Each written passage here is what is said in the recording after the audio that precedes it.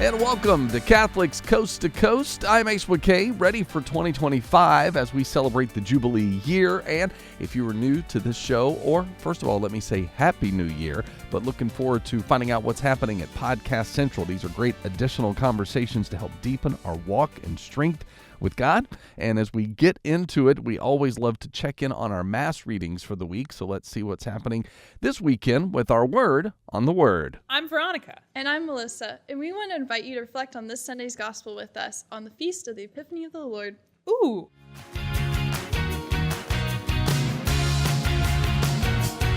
This reading is about the Magi coming to visit the Holy Family in Bethlehem. While they're there, the Magi bring 3 gifts. You've probably heard about them before: gold, frankincense, and myrrh. But what you may not have heard is how those 3 gifts relates to Jesus and his future. The gold represents Jesus' kingship.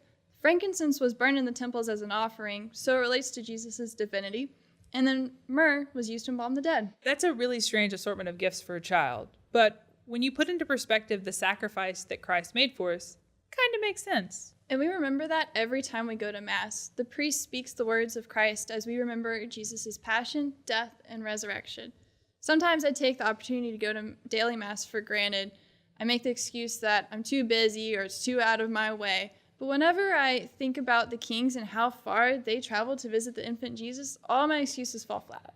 So that's our challenge to you this week. Go to a daily Mass. Go ahead right now and carve out some time to go so you don't make excuses too. Bye! Continued reflections as we continue to look at God's Word through the lens of our faith and also how we've grown over the last year. Whether we believe we've grown or not, it has happened. But if you are new to your faith, you're growing every day and it's exciting. So find out more Word on the Word at Podcast Central when you go to EWTN.com/podcast. I'm Ace McKay, not much of an athlete. I am a musician, but this week on Fierce Athlete, how do we receive feedback that can empower us? So Sam and Dane and also Angel, they're doing their part to give us tools on how to be a better athlete, if that is where you're at, or just better in your workplace, better in your ministries, better in your family, your marriages. Let's see how we can become coachable with Fierce Athlete on this week's Catholics Coast to Coast. This season, we're talking about the IT factor, the toolbox of attributes beyond your skills, drills, and stats. Whether you're looking to be a standout recruit, a leader on your team, or be an influence beyond your athletic career, these topics will help you become the best athlete and person you can be. We're going deep to discuss how to grow in virtue and strength, ultimately becoming a fierce athlete. Welcome back, everyone. This is episode 9 of the Fierce Athlete podcast, where we're discussing the athlete's toolbox. This week, we're going to be talking about being coachable. I love this. And this is kind of a follow-up to last week. We talked about communication, and we view communication as more the action that you're doing. And then I think being coachable is almost about receiving that communication and receiving that feedback. Yeah, which is also tough. Communication can be tough, but being open to receive that, sometimes challenging feedback, criticism is definitely not an easy thing to do. Mm-hmm. And I think that is really one of the fundamental keys to being coachable. And the little coaching that I've done, like, you want a kid that's coachable. And what that means is they're open. Yeah. They're open to getting better. They're open to feedback. Whether that's in a passive regard, right? You say something to them and you actually see them, this is from last week, actively listening to you. But there's another element of when the player, or when we as a player go to our coach and ask for feedback. And that could be a scary thing for some of us. Because sometimes we don't want to know. Well, yeah, right? Like, it's kind of a hard, that's a vulnerable question. It is. Because tell me what I am doing wrong. Essentially, you're asking, could you tell me my weaknesses? Yeah. Nobody really likes to, have their weaknesses highlighted for them. But how else do we grow? Exactly. And are they really weaknesses? They're opportunities for growth. And maybe that's the way we frame it is, I am going to this person seeking how I can grow. And hopefully that person is throwing in some positive as well, right? We know that people aren't perfect at providing feedback, but what am I doing well? But what are the areas in which you can see that I can improve, and how should I go about improving? Right. And I think that's largely why this is so important too, because we are able to learn how to approach others and also grow in that. We have to be able to filter information, because it can also be a little bit difficult when you're seeking, or if you make yourself available to receive other people's advice, that there's this aspect of maybe you get a little too much. Can you explain that a little bit? Sure. So, I mean, at least for me, in my days of being an athlete and still being an athlete, when you could have one coach telling you one thing, and you can have another coach or a teammate tell you 5 more things. Yeah, it can be kind of an overwhelming, you ask for it maybe, or maybe you don't even ask for it, and your coach is kind of listing out things. It's like, I don't know, where do you draw that focus in? It's almost like, kind of be your own coach first, kind of have that self-awareness to analyze, be realistic and self-aware, like, where are my weaknesses? What can I improve on? Because oftentimes we know ourselves as athletes, like, sure, right. Coming from a softball side, like, I knew the outside pitch I'm not playing much competitively anymore, or I wouldn't say this, but the outside pitch was not my, my go-to. That was maybe a pitch, a strike I'd take. Like, that was not my strong suit. I knew that, so me kind of being self-aware, knowing who I am as an athlete, and some of those finer parts of our game, we can be our own coach, and then we fix that, we grow in that, and then it kind of takes away maybe from what our coach would say. Right. Mm-hmm. I think going back to last week as well, in terms of once you're seeking feedback, it opens that line of communication to be able to ask questions and also make decisions. This is definitely a skill when you seek feedback, to be able to sort through maybe all the advice that you get and dig a little further. Okay, well, how can I improve in that?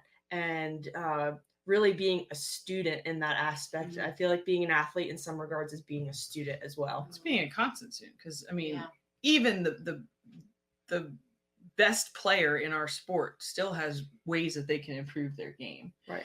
Are they near perfect? Well, yeah, but the reason that they've gotten to where they've gotten to is because they've asked for feedback. And not only, okay, what am I doing wrong, but like you said, Danae, you knew the outside pitch was hard for you. Okay, I think sometimes we get into a place where it's like, I recognize that this is a weakness, but I almost don't know how or what else I can do to improve this. Or I want somebody else's feedback. And that's what a coach is there for. Like, hey, coach, we can both recognize this is something that I'm struggling with. And then sometimes actually they'll point something out that we weren't aware of. But most of the time we know, especially when you get into that higher level, more elite level of sport. But they might have a tidbit or a piece of information that would help us grow. So it's that question of, well, how do I get better in that? Yeah, I mean, being a student, I love that. Like that, being coachable, it's a willingness to learn from somebody.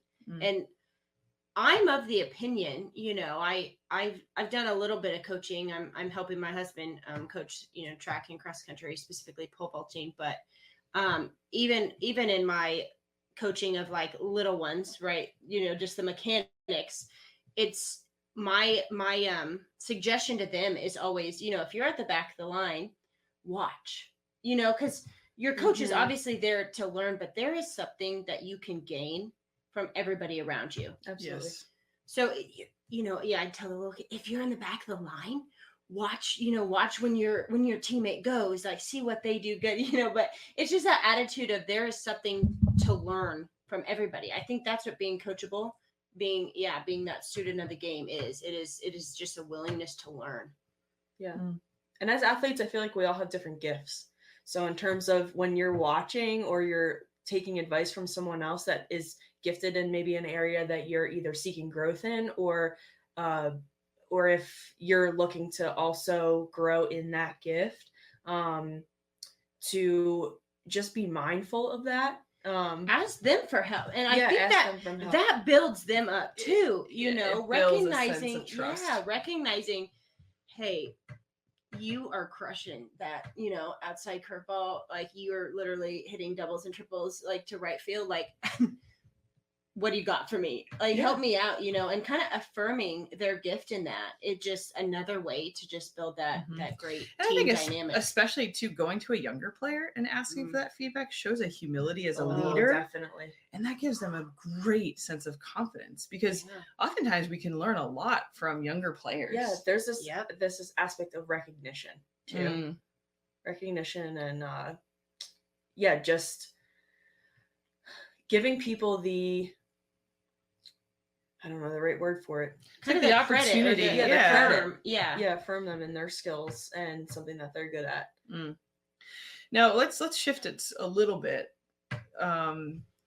You know, sometimes when we ask for feedback, or even when we don't ask for feedback, the feedback that, or the advice that comes to us is negative. It's out of line. It's straight up wrong. It comes with a charged emotion. How do we handle that? Because I think there's an art to receiving that, but also filtering that. I think for me, at least, my biggest piece of advice is when you're receiving feedback, take a really close look at who's giving you the feedback, and the way that they carry themselves, or their skill set. Because sometimes you have to take something for a grain of salt. Be obviously open to feedback and take. You can take a piece of advice, but and you can receive a piece of advice, but taking it is a whole different. Yeah, you can receive it graciously, Yeah. you know, and not be, I think that's a horrible idea. Yeah. Not being nasty, but Sure. yeah, you can definitely, oh, maybe that's coming from somebody I don't necessarily want to become, or don't have as much trust in. And then you just choose maybe not to put that in place. Right. Yeah, and I think there's a sense of, and I don't want to over preach this, but self-protection, right? Because receiving feedback is very vulnerable, especially when you ask for it. So being prudent, one, because I've asked for advice from people that I probably shouldn't have, because maybe I didn't know them well, or I kind of falsely trusted them, and what they gave back to me was actually very wounding, because they didn't go about it the right way, or they didn't know me, or they pretended they knew me, or there was some level of pride, right? And so I've had to even forgive those people for the bad advice they've given me, or the way they've just kind of overlooked me or fed their pride. But even still, like people, sometimes people just have bad days. Yes. Or they'll give us advice, or they'll react out of their own woundedness, and it has nothing to do with us. And I think that that's sometimes really important to recognize is, my coach is angry today, not because of anything I did, but he's reacting out of his own woundedness, or his own at-home life, or, you know, whatever. We don't want to assume everything's wrong all the time. But I think sometimes, especially as women, we can take things so personally, when we need to have a little bit of thick skin, and we need to let things roll off of us, because we can recognize that, okay, it's really not about us, what they're saying to us today. And it gives us a level of compassion. You know, somebody once said to me, behind every set of eyes is a story that, if you knew it, would make you absolutely weep. And, you know, I apply it to somebody cuts me off in traffic. Okay, maybe they're just having a really bad day, right? And I could take that personally, like, or I could just say, you know what, I'm gonna let it go. All right. So somebody makes a comment towards you, a negative comment on the field, a teammate, and it's like, that's really not like her. Maybe she's having a bad day. Or that's their pattern of behavior, that they're going to snap at me, that they're going to blame me. You know what? That's their issue. Yep. That's not mine. And I think that how we receive feedback can be empowering, right? Because we learn who to trust and who to respect. Yeah. But then at the same time, who to just almost disregard. Yeah. In the proper sense, because they not due our respect. Yeah. I mean, we have to be prudent in who we are giving our trust to, for sure. There's definitely an aspect of that. So what do we see when I don't know, you have a player, maybe you had a teammate that doesn't receive this feedback? Like, what does that look like? How is that harmful?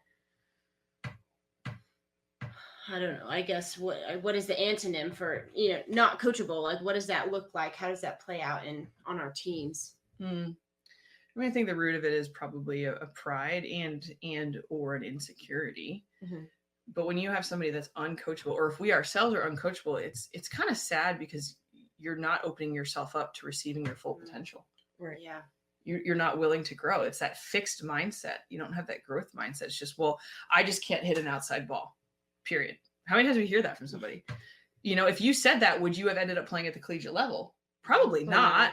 Or winning a national championship. She won a national championship. Why not? Because you just were complacent with, well, this is just how I am, versus being coachable and being open to feedback. I think it's a sad reality when people aren't open. Well, I think it kind of like creates a disjointed team, right? If you have a lot, like the majority of your team is coachable and growing, and then there you are just kind of just letting things, in one ear out the other. I've had teammates, in the past that have maybe fallen closer in that category, and it's like, come on, we're moving this way, like, come with us, it's like that stubborn. Yeah. What's that famous quote of you do the same thing over and over and over again, and it's insanity? It's the definition of insanity, is when you do the same thing that doesn't work over expecting a different result. Yeah, no, it's sad. And I think too, one of the reasons people don't seek it is just that fear of failure, that fear of critique. It can be damaging. It can be damaging. And again, you see them not grow, or when they receive that feedback, they respond with an attack. Mm-hmm. Right? So you're having a disagreement, or you point something out, and again, check yourself how you pointed it out. But when we react to feedback, is it out of anger? Is it aggressive? When we disagree with somebody, is it just, well, you're wrong, or you're a hater? This is, I think, communication, receiving communication is a lost art of the day.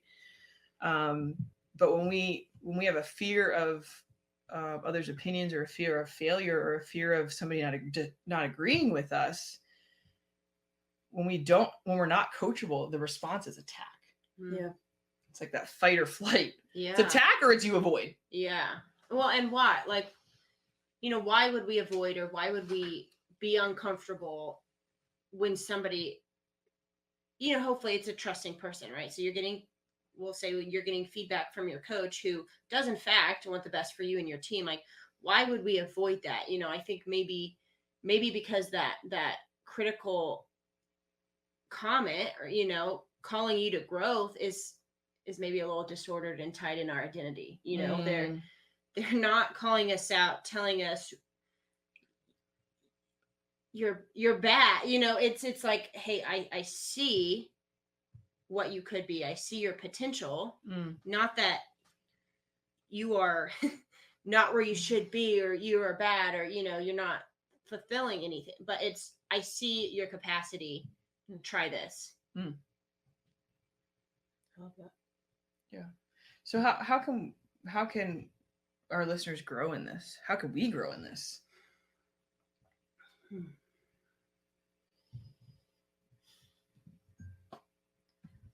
Self-reflection. It's kind of back to. I know we all just kind of paused. It's like we reflected. Wow. I think that's first. Yeah. Yeah. No, I mean, I feel myself when I have a large family, and when you just get feedback from somebody, maybe you don't want it. I feel like families sometimes do that, where maybe we're overcritical, maybe we're just so comfortable with each other, we just point things out. But you kind of like, I have felt myself kind of physically stiffen. It's like, just hear what they're saying. It's not tied in my identity. They're trying to make me a better human. Like, so practice. I mean, I think it's just practicing receiving feedback, because feedback is given all day, every day. Yeah. This is just a little bit more direct. we're constantly getting likes or dislikes or Mm. comments or feedback is just an important part of life, but this isn't actually an intentional, can you please give me some feedback on this situation, on my play, on whatever. It's an intentional asking and then receiving. Yeah. And I think we can really relate that to our faith lives in terms of just reflecting and asking God for, per se, feedback of Lord, how can I approach this today? Or how can I go into this conversation with this person? And just being open to his feedback, but also realizing that, I mean, anything with the Lord, like, is never really easy. I feel like sometimes it is, but knowing that his advice to you might not be the easiest, or it might not be what you want to hear. Because he's a father. So if you're not doing something correct, he's going to correct you. Right. He's going to work through that kind of discomfort of, this is like discernment of spirits, right? If you're not following the Lord, if you're not in a state of grace, if you're sinning, the Lord uses discomfort to move us. Where the devil will use comfort. Oh, you're fine. You don't really need to change that behavior. You don't really need to get better. That's the voice of the devil when we're in something we're not doing what we're supposed to be doing, where the Lord is going to make us uncomfortable because he's going to challenge us because he wants us to get better. Now, on the other side, if we're in a state of grace, if we're seeking to grow in holiness, if there's no major reoccurring sin in our lives, the love of the Father will be a little bit more gentle. Both are love, right? Yeah. Both are, whether it's through correction or through that gentle response of that loving response of, this is how you can grow. But in that state of grace, recognizing it's the devil that's going to accuse. He's going to accuse your identity. He's going to say, you're wrong, you're bad. Again, it's kind of like what we talked about last week. It's that against your identity. But it's important to, one, recognize what state you're in, but two, that God is a loving Father.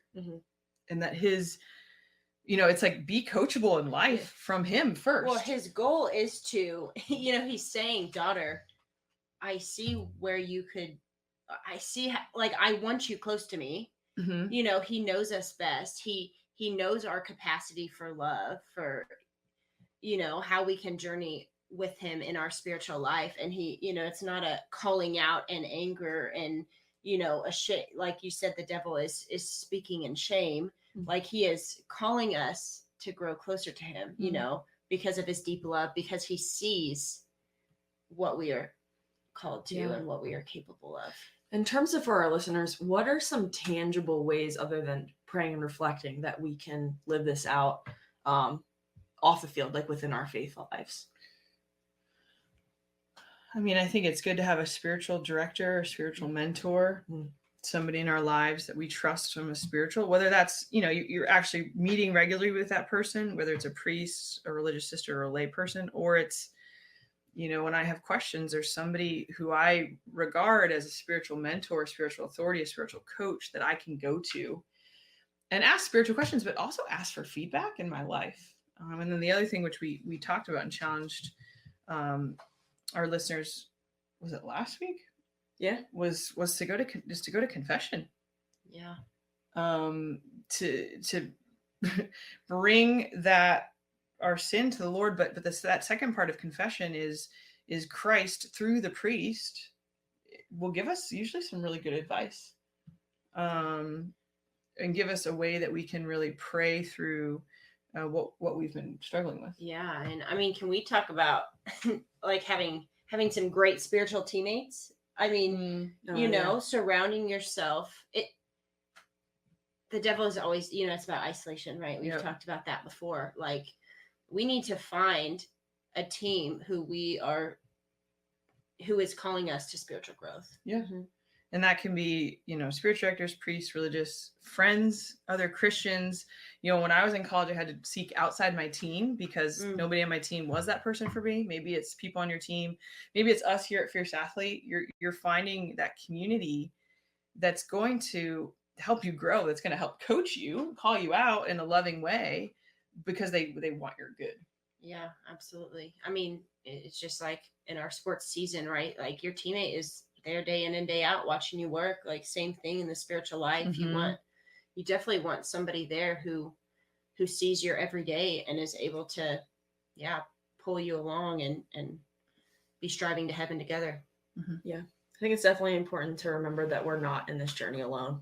Like, it's definitely a difficult journey, but in terms of seeking feedback and receiving it from others, realizing that when you're around good people, that they're on the road to greatness with you and they want you to be on that road path also. Yeah. I love it. Well, and we're on that road with you. And we also know that we have so many that have gone before us. So many saints who are incredible teammates. Yeah, that we can really learn from, that we can ask their intercession. But also those, that have inspired and written scripture.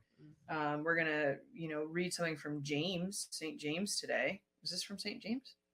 Yeah. James 1. And so recognizing, there are people that have gone before us that have actually given us advice of how to live out being coachable. So, our verse today is from James chapter 1, verse 19. And it says, understand this, my dear brothers and sisters. Oh my gosh, how much does that communicate? We're in this together. My dear brothers and sisters, you must all be quick to listen, slow to speak, and slow to get angry. What good advice from a spiritual brother, Love it. Yeah, he must have heard that the percentage, right, of communication. He knows that. Just listen. Talking is not always the best way to get a message across. Sure. Yeah. All right. So in terms of takeaways this week, we asked that all of you either meet with a coach or some type of authority figure in your life and ask for some constructive feedback. Yeah, a boss maybe. Yeah, maybe you're a retired athlete. Maybe you're just in the workforce. Ask your boss. I think that is an incredible. I don't know. That speaks volumes to who you are. I think in your boss's perspective of my employees trust my advice and looking to grow. So or it's a spiritual mentor. Somebody maybe you admire. Maybe somebody you want to mentor you, maybe somebody that is around you in the workforce, or, another mom, or, another coach, or maybe somebody. It's like your captain. Yeah. Ask them to sit down, or just ask to have a conversation with them after practice, and just ask for what they see and what they see is going well, but then also what do they see as ways that you can improve, and what advice do they have for that? So, well, that is, I know a challenge, but I promise that given what we have discussed, how you should receive it, how you should filter it, that you should be hungry to learn. We pray that conversation with that person is good for your growth in all aspects of your life. Meet with a coach, mentor, spiritual director, boss, or ask some constructive feedback from those you love and trust. Good stuff as we learn to be coachable. More on the conversation from Fierce Athlete, always available.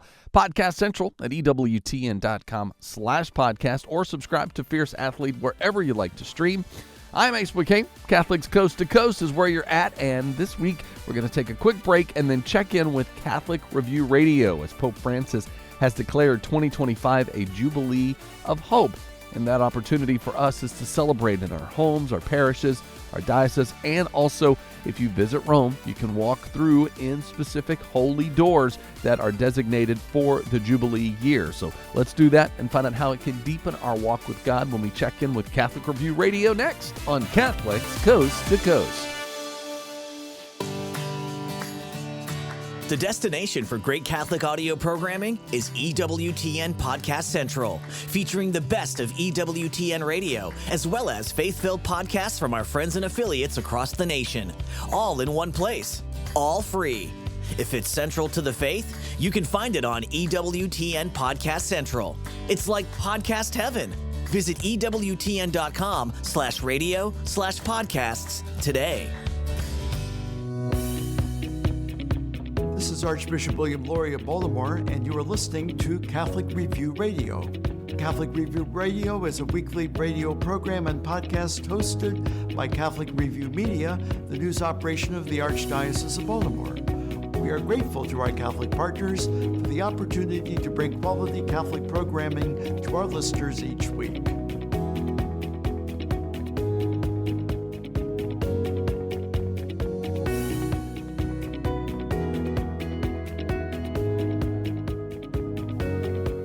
Welcome to Catholic Review Radio. This is Chris Gunty of the Catholic Review.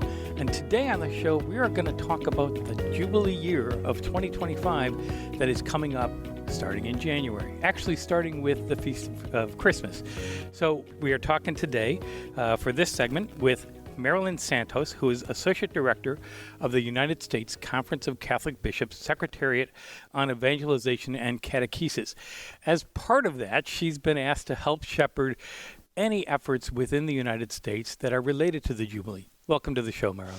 Thanks, Chris. Thanks for the invitation. First of all, what's the theme for this Jubilee Year? It's a great Jubilee Year. We hold Jubilees every 25 years, or the Church declares a Jubilee every 25 years. It's based in Scripture.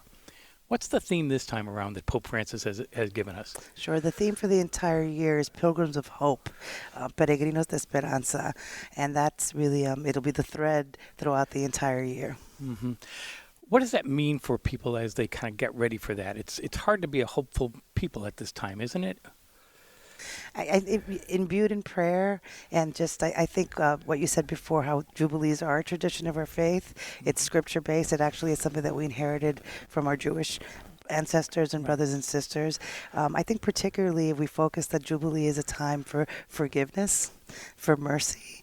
Sometimes they say forgiveness of debts, whether that be a physical or spiritual death. So I think if we remind ourselves what this is about, that it's not about going to Rome as a tourist, that it's actually supposed to be something that's very prayerful, and it's a time to rejoice that our God in His mercy, that's where the hope comes from, is the mercy of the Lord.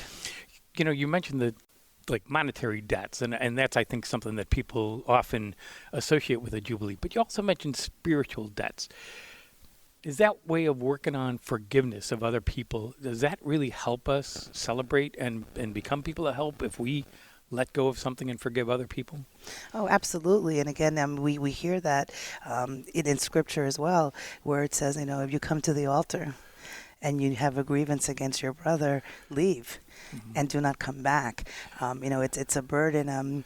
I think sometimes the sacrament of reconciliation, we forget that it's a healing sacrament, that it's not meant to be just one that's like pejorative and when we're being punished. On the contrary, it's a sacrament that by forgiving others, it's a weight is lifted off of my heart, as well as sometimes physically my back as well. So yeah, I think that forgiveness and being merciful, that's where the hope comes from. So if I have something against my brother or my sister, then I need to forgive them, not expecting something in return.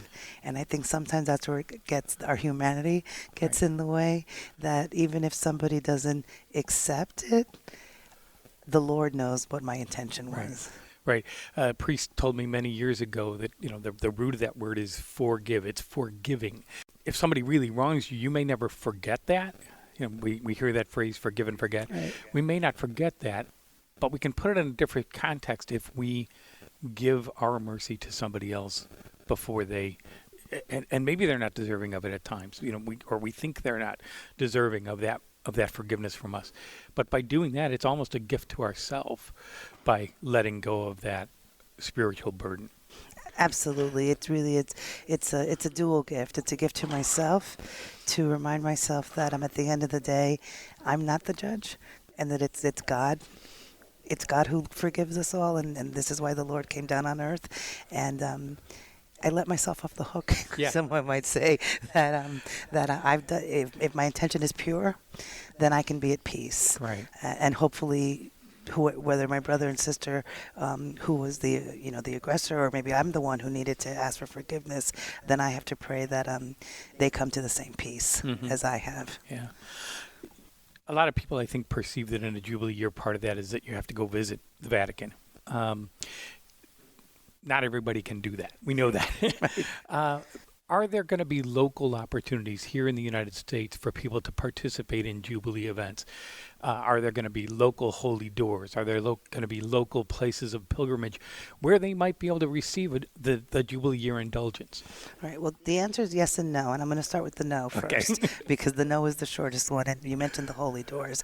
I know there was a little confusion early on because the prior Jubilee, not only were the holy doors in Rome, but each diocese, each ordinary was asked to assign a holy door. That's not the case this time. Right. The letter came a little bit late, if I can say. So we're busy, letting some of our bishops know that no, the only holy doors will be in Rome. But something extra that they're doing is that one of these holy doors is going to be at a jail. Yes, I saw and that. Again, goes back to that theme of mercy, right, and Exactly. forgiveness. For the other part of your question, absolutely.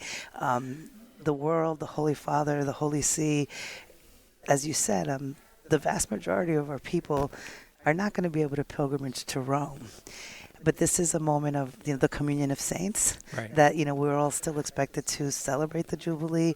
So we from the Bishops' Conference, which is why on our regular webpage, usccb.org, we actually have built a dedicated page on the Jubilee. And one of the things that it's not just information, so it's handy, but what we've done as staff there is for every Jubilee, we were actually able to match a secretariat or an office.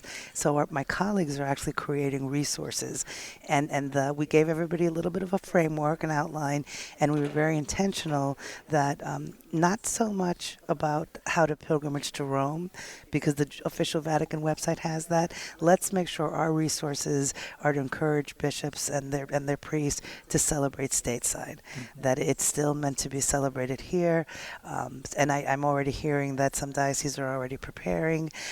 One of the gifts, and then I can acknowledge can be a challenge, is that there's a lot of Jubilees. I mean, some months have more than one. Right. So I think, some places obviously will probably choose a few where they can perhaps do something a little larger. But at the end of the day, though, with prayer, we can all participate in every single one of those Jubilees if we just remember to say a prayer. I think the last one of the year is actually for prisoners, which people were really pleased and that the Holy See is really, if you look at the list, nobody's left out. Right.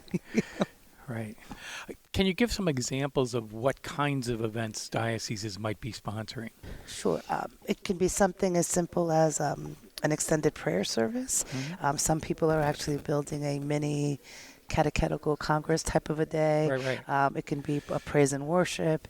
It could be something where you have activities for families and for young people, and it can be talks. It can be bringing in preachers to do maybe like an old-fashioned tent revival. It really, the sky's the limit, as long as the intention is for the group that who that particular time frame is, who the Jubilee is for. So the other thing that we're also encouraging is that dioceses do pilgrimages within their own diocese. Some of them have shrines. Right. I think we are really blessed that we have a lot of shrines in the United States. So I know We have a lot of shrines right in this area. Absolutely. In the D.C., So, Baltimore, that's area. Here in Baltimore, somebody could arrange a pilgrimage to just visit all these beautiful shrines and have a mass at the beautiful basilica. The first Catholic see in the United States. Right. So really, it's we're really hoping that people are creative, and also recognizing that every diocese might have a slightly different culture in the way things are done. So what they do in Brownsville, Texas, would probably be a little different than what you would do here in Baltimore. Sure, absolutely. And that's part of the flavor of the local church, that I think if you allow that to happen, then that makes the celebrations much more appropriate and enjoyable. Because it is joy. Right. It's a celebration.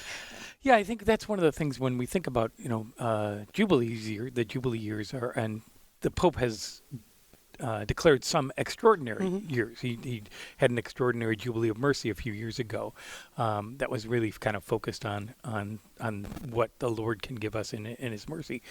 But the idea of celebrating hope for a whole year just really sounds like a good idea, doesn't it? It does. It does. And as you mentioned before, we're living through some hard times globally. Yeah. So I think if there's a time that we ever needed to focus on hope, this is it. And you did mention the extraordinary ones, and then the next extraordinary one will be in 2033, because it'll be the 2000th anniversary of our Lord coming on earth. So, yeah, and all of his public ministry that ultimately comes to save us. So that's the great thing about it. What else are you working on to try to help dioceses do this well? We will be holding, we haven't yet, but we are going to be doing some webinars so that we can provide some outline, some structure, some best practices. But I think more importantly, it'll be a forum so that people can ask questions. And even if we don't have the answer right there in that webinar, then those questions will help us then create and find the answers, so then we can either do another webinar, put them up on the website. I know our primary contacts is we communicate through the bishops, and then they share that information, whoever on their chantry staff they deem most appropriate. But we will be using our USCCB social media, just so that people are aware that they're not alone, that here there's all these resources. You don't have to do it by yourself. Right. And so really your job becomes not planning a national event, but like the National Eucharistic Congress that we just came through, but really to provide resources for the dioceses to do this well and celebrate the Jubilee. Exactly. Well, right? That's exactly it. Because the Congress was huge, which is why Congress was originally going to be planned by my office, and then the bishops in their wisdom said, no. So then this outside organization was founded. I was very grateful. I'll bet you were. Well, we have been talking today about the great Jubilee Year of 2025. Pilgrims of Hope is the theme, with Marilyn Santos, who is Associate Director of the USCCB Secretariat on Evangelization and Catechesis. After the break, we're going to talk with Sister Marie Juan Anderson, who works in Rome at the U.S. Office for Visitors to the Vatican, and she's going to talk about the Jubilee in the context of Rome and Italy. Thank you so much for joining us, Marilyn. Thank you, Chris. This is Chris Gunty of the Catholic Review. You're listening to Catholic Review Radio. This is Archbishop William Lori of Baltimore, and you are listening to Catholic Review Radio. Welcome back to Catholic Review Radio. This is Chris Gunty of the Catholic Review, and we are talking about the Jubilee Year of 2025, themed Pilgrims of Hope. Our guest this segment is Religious Sister of Mercy, Maria Juan Anderson, who is coordinator of the Bishop's Office for U.S. Visitors to the Vatican in Rome. And your office is just steps from the Trevi Fountain, if I recall correctly from some of my visits over there, right? Welcome to the show. That's right. Thank you. Thank you for having Great. me. The Jubilee Year itself, a lot of people imagine that part of the Jubilee is that they're supposed to go to Rome and be a part of that. We just talked to Marilyn Santos, who's working on the U.S. side with the bishops, and says not everybody has to go to Rome, and I don't think everybody can go to Rome. But it sounds like there's a lot of people planning to go to Rome in 2025. That's true. The Italy is expecting how many millions of visitors? They're saying, and I don't know how they project these sorts of things, but I trust them, 30 million more people than usual. Wow. That is incredible. Yeah. And so you're going to have a lot of people to handle, giving tickets to papal audiences and other things. What does the Bishop's Office for Visitors to the Vatican provide? So we exist to be really a liaison or kind of a helping hand for any Americans who want to see the Holy Father. So anyone in the world can write an email to the prefecture of the papal household. That's the office within the Vatican that helps to organize all of the tickets to papal events and papal liturgies. You can write to them. You can even fax them. You know, that's how. Really? They still have a fax machine? They still have a fax machine in the Vatican. And you receive a reply. You go to the bronze doors, these big doors made of bronze where the Swiss Guards stand, and you can receive your ticket there. Mm-hmm. It can be a little bit confusing to navigate that. There's the Italian language barrier, and just trying to make your way to the bronze doors, you have to go through security. It's a little bit arduous. So we tried. The bishops sponsored this office so that you can write an email directly to us. You can use our online form on our website. We do that part of the work for you. We communicate with the prefecture. We go and get your tickets there, and then we invite Americans to come to our office the day before whatever event is taking place. We give you your ticket, and then we also provide a short 15-minute orientation. Lots of practical things. How does security work? What can you bring? Where's the Pope going to walk out of? What's the best seat in the piazza? There you go. Plus a little bit of catechesis. Why is this important to us to come and be in the presence of Peter, of the Holy Father? What does it mean to be present in the heart of the church in this way? How can I be most spiritually ready for the graces that God is going to give me during this encounter? And really just to try to take that little nervous edge off of navigating an often once in a lifetime experience, but also give a spiritual context of what God is really doing in this moment. Because I would imagine that some folks come as tourists and leave as pilgrims, maybe. That's our hope. That's our hope. Yeah. Because I would imagine that certainly a lot of Catholics are hoping to see the Pope at some point in their lifetime. I've been privileged to see him a lot of times, various popes from John Paul and Benedict and Francis. Met John Paul and Francis, met Cardinal Ratzinger before he was Pope. Wow, good for you. But a lot of people don't have that opportunity. So I think for them, this can be a time when they are able to come and be present as a part of that. Now, as you said, the logistics can get messy. Right. Italy itself is not terribly organized. We've had groups go to St. Peter's Square, and they stand at the gate in the line that they believe is going to be the gate that opens, and then the security opens the gate down the way. Exactly. So those kinds of things can be good. So it's good that you're giving them logistical help. But that spiritual preparedness has got to be important. You spoke to the bishops yesterday to talk to them a little bit about this. We are talking today while we're at the U.S. bishops meeting in Baltimore in November. When you talked about some experiences that have happened, and I imagine they've happened more than once, where you've invited people after this orientation to go deeper.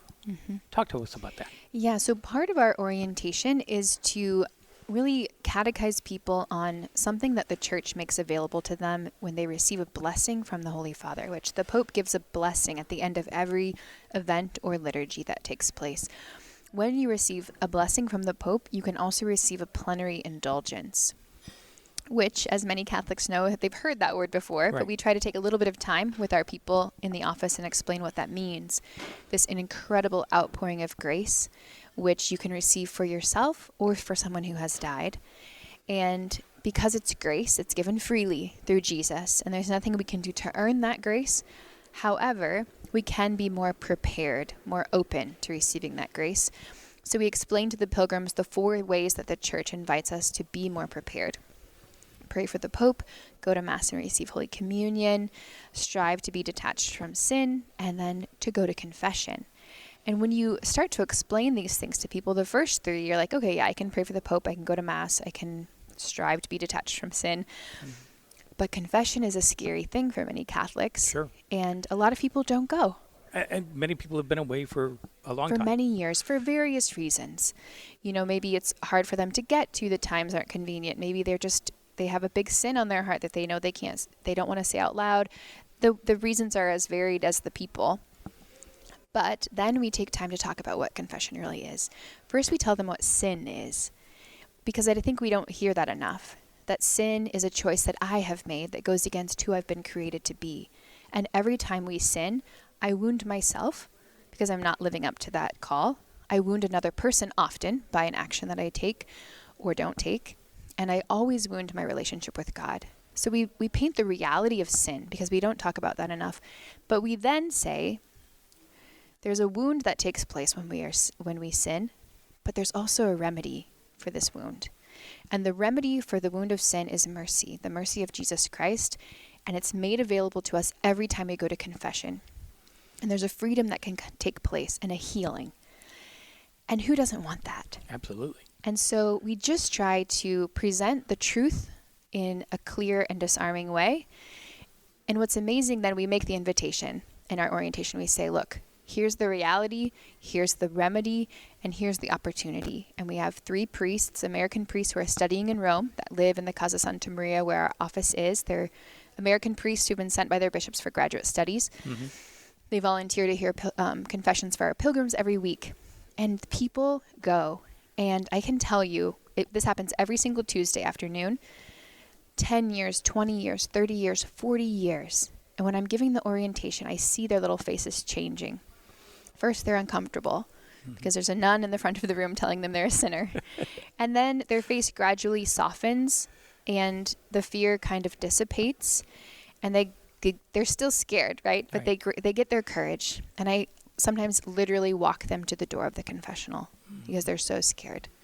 And I say, look, you don't even have to remember all the prayers or all the words because the priest is waiting in there to guide you. And you sit down in that chair and you say, forgive me, Father, for I have sinned. I don't remember how to do this anymore. It's been so many years. Right. And what I told the bishops yesterday is it's the most beautiful thing in the world. And they know this. These bishops are good and they know. But to see someone walk out of confession after 40 years, they're reconciled with the Lord. Their soul is open to the graces that God wants to give them. And that is the most beautiful part of our service in Rome.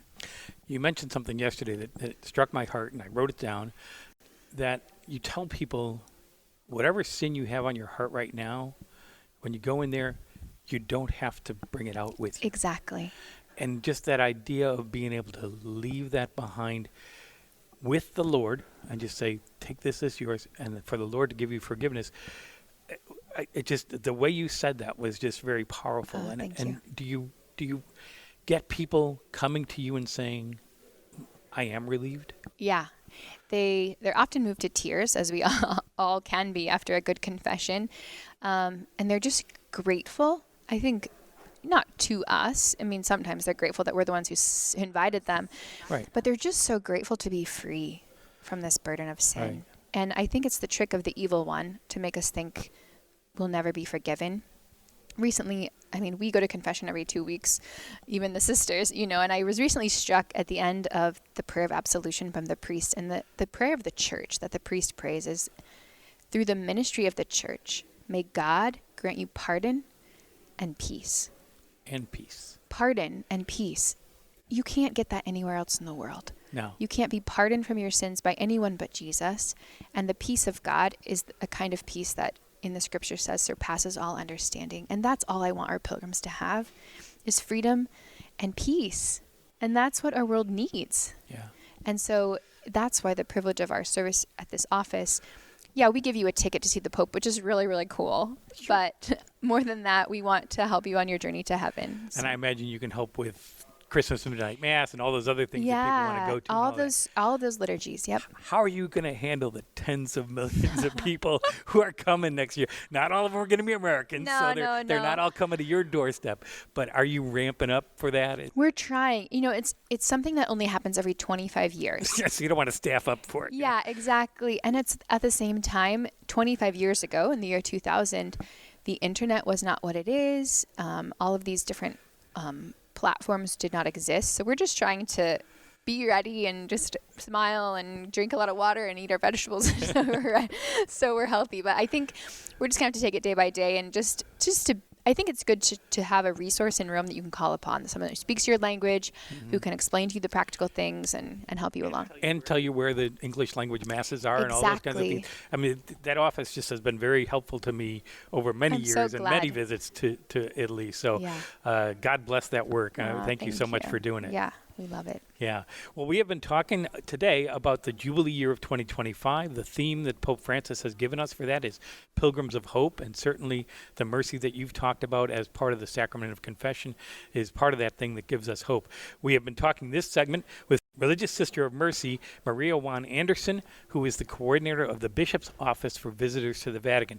Thank you so much for being with us today. You're most welcome. Thank you for having me. This is Chris Gunty of the Catholic Review, and you are listening to Catholic Review Radio. Preparing for a Jubilee Year. It is 2025. Hard to believe we are already starting another year. It'll fly by before you know it. So taking every moment to deepen our walk with God. You want to find out more on Catholic Review Radio, just go to Podcast Central at EWTN.com.